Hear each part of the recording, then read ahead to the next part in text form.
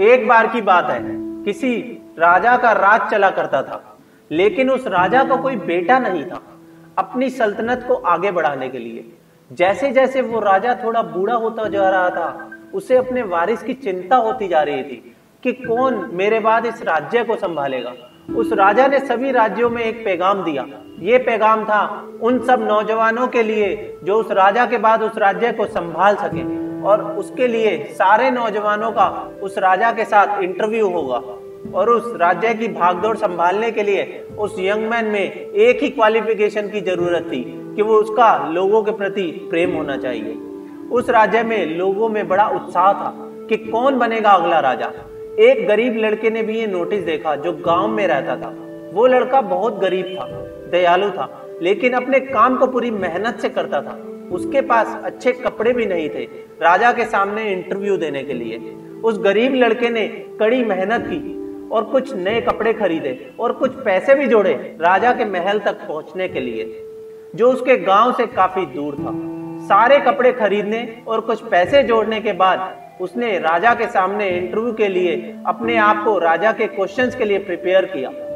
वह young man काफी लंबा रास्ता तय करके जब वो राजा के राज्य की तरफ जा रहा था तो उसे एक भिखारी दिखा सड़क के साइड में, और वो ठंड के मारे बहुत ज्यादा कांप रहा था और फटे हुए कंबल से अपने आप को ढक रहा था।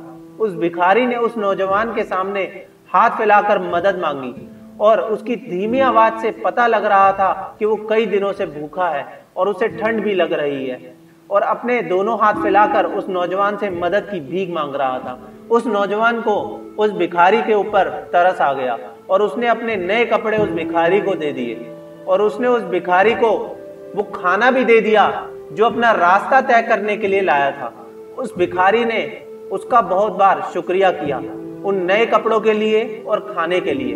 उस नौजवान ने बड़ी हिम्मत जुटाई और पुराने फटे हुए कपड़ों में राजा के सामने जाने के लिए, क्योंकि उसके अपने नए कपड़े उसने भिखारी को दे दिए थे। जब वो नौजवान उस महल पर पहुंचा तो वहां का दरबान ने उसे एक हॉल में ले गया जहां वो थोड़ा रेस्ट कर सके। लंबा सफर तय करने के बाद उस नौजवान को बाकी सब लोगों के साथ उसी रूम में ले जाया गया जहां उसका इंटरव्यू था। वो उस रूम में जाते हुए बहुत शर्म महसूस कर रहा था क्योंकि उसके सारे कपड़े फटे हुए थे। उसने शर्म के मारे बड़ी मुश्किल से जब अपनी आंखें ऊपर की तो उसने देखा राजा उस भिखारी से बहुत मिलता जुलता लग रहा था जो उसे रास्ते में मिला था। राजा ने उसकी आंखों में देखा जो आश्चर्य से भरी हुई थी और कहा, हाँ, मैं वही भिखारी हूं जिसे तुम रास्ते में मिले थे। उस नौजवान ने राजा से पूछा, आपने वो भिखारी के कपड़े क्यों पहने हुए थे? आप राजा हो। उस नौजवान ने थोड़ा डरते डरते और हकलाते हुए बोला, आपने ऐसा क्यों किया? राजा ने कहा, मैं देखना चाहता था किस नौजवान में लोगों के प्रति सहानुभूति और प्रेम है, क्योंकि अगर मैं सबके सामने राजा बन के आता तो सब मुझे दिखाने के लिए पता नहीं क्या क्या करते, लेकिन महल के बाहर उस भिखारी के भेष में मुझे देखना था कि कौन नौजवान है जो लोगों से प्यार करता है और उनकी मदद करने के लिए हमेशा तत्पर रहता है। जो आदमी बिना लालच के किसी की मदद करे वो इंसान ही एक अच्छा इंसान है।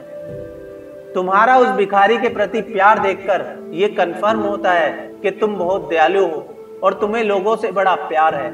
इस राज्य को ऐसा ही राजा चाहिए जो लोगों से प्यार करे और उनकी हर हालत में मदद करे। तुमने ये प्रूव कर दिया है कि तुम इस राज्य के राजा बनने के लायक हो और तुम में वो सारे गुण हैं जो एक राजा में होने चाहिए। उस नौजवान को वहां का राजा घोषित कर दिया गया। अगर हम भी देखें तो अपने जीवन में दयालुता ज्ञान से कहीं ज्यादा महत्वपूर्ण है। एक राजा के पास दौलत, शोहरत सब होता है, लेकिन जब तक उसके पास दयालुता ना हो अपने राज्य के लोगों के प्रति, तो ऐसे राजा का कोई फायदा नहीं है। दोस्तों, कहानी पसंद आई हो तो सब्सक्राइब करना ना भूलें। दोस्तों, खुश रहे, सुरक्षित रहें।